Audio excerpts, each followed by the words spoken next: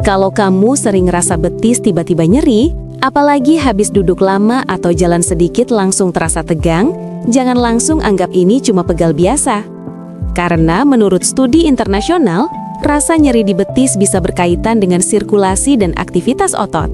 Bahkan dalam beberapa kasus, bisa muncul hanya karena kebiasaan duduk terlalu lama.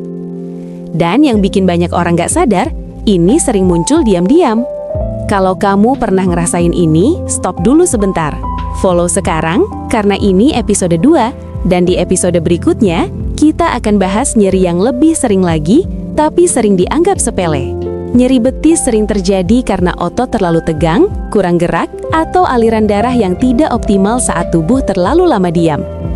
Dalam penelitian yang dipublikasikan di Journal of Applied Physiology, aktivitas otot betis sangat berperan dalam membantu aliran darah kembali ke jantung, terutama saat berjalan atau bergerak.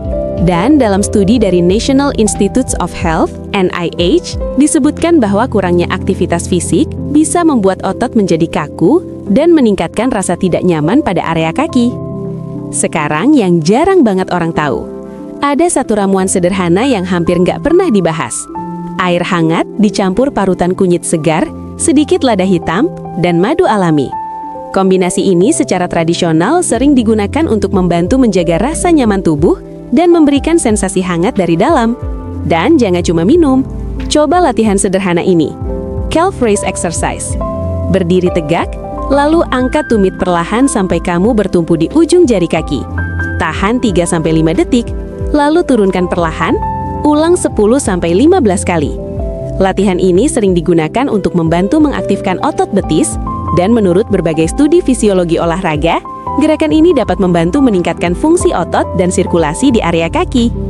Karena kadang, yang kamu kira cuma pegal biasa, ternyata tubuh lagi minta kamu untuk bergerak.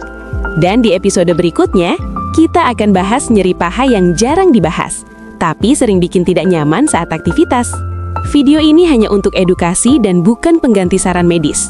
Jika nyeri menetap, semakin berat, atau disertai gejala lain seperti bengkak atau kemerahan, segera konsultasikan ke tenaga kesehatan profesional.